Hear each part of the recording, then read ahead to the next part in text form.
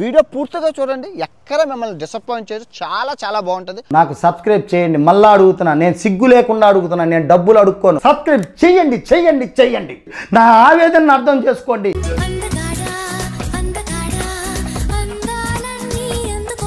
చంద్రబాబు నాయుడు గారి కన్నా గ్లామరస్ గా ఉన్నాడు.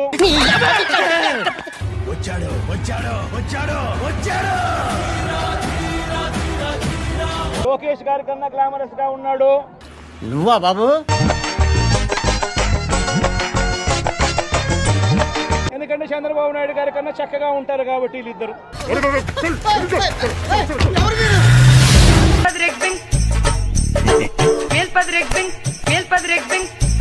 నిజంగా ఇది ఒక మాఫియా రాజ్యం.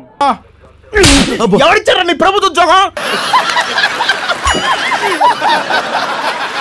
చంద్రబాబు ఇంత ముందు కూడా చాలా కాలం అధికారంలో ఉన్నాడు కదా, ఏం పీకాడు?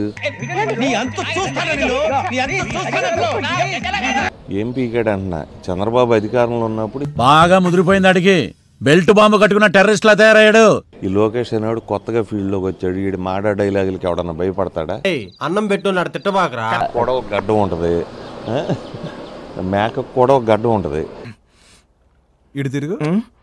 పార్టీ లేదు, బొక్క లేదు, గట్టి చట్నీరా బాబు, ముందు తినేయాలి అని. ఎవడు వాడు? నువ్వు లంజోడుగా, నువ్వు ఎవనువో నాకు తెలియదు, ఎవడువో నాకు తెలియదు. అరే నీ బతికెంత, నువ్వెంత? చాయ్లు సిగరెట్లు చెప్పులు మోసే ఫాల్తుగానే నువ్వు. ఎందుకు సార్ పాతగాయని మళ్ళీ రేపుతారు? చూసుకుందాం, దమ్ముందా, ఫైర్ ఉందా? పైల్వాన్ నువ్వు పెద్ద పైల్వాన్ రా, పీగుడుగాని నువ్వు.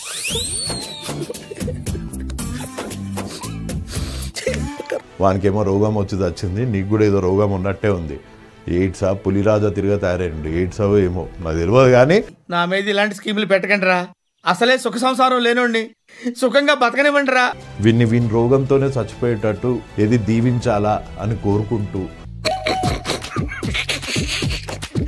అసలు అన్నం తింటున్నావా లేకపోతే మంది గొద్దెలు తింటున్నావా?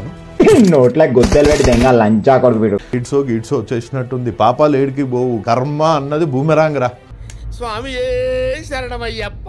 ఒక్కొక్కరికి జీ మీద దంతే గద్దల్లాగా ఎగురుతారు.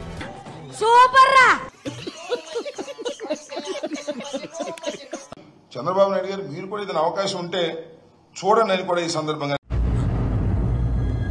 అంటే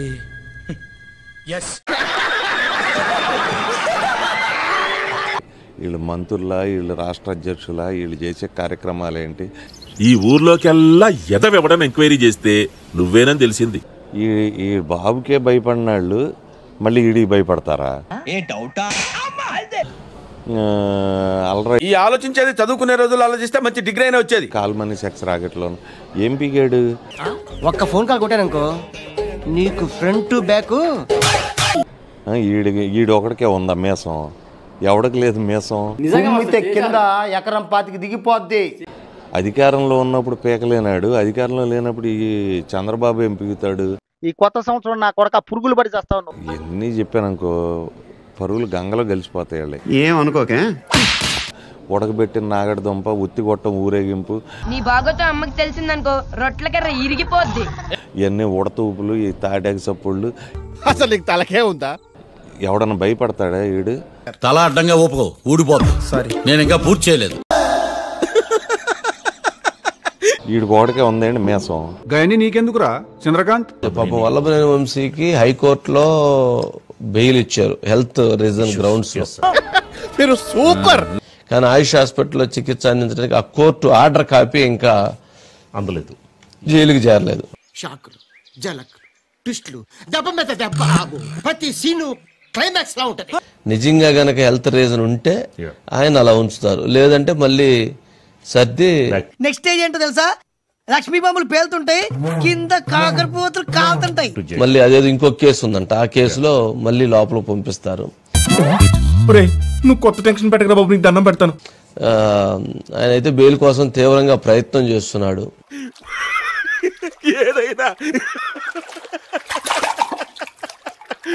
కానీ బెయిల్ అయితే వచ్చినట్లే వస్తుంది, పోతుంది. వచ్చింది అని అనుకునేటప్పటికి ఇంకో కేసు వస్తుంది. అయితే ఏదో గొప్ప ప్లాన్ వేసి ఉంటావు. బెయిల్ వచ్చేసింది, వెళ్ళిపోవచ్చు అనుకునేటప్పుడు ఇంకోటి వస్తుంది.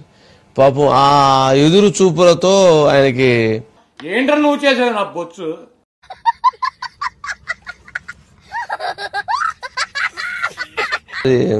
చూద్దాం ఇక ఫైనల్ గా చూడండి.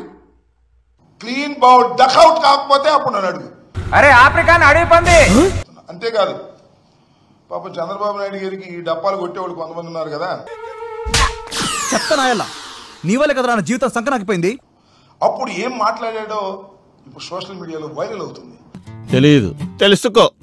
అంతేకాదంట P4 తో పేదరికాన్ని రూపుమాపడానికి ఉద్భవించినటువంటి వ్యక్తి మా అల్లుడు.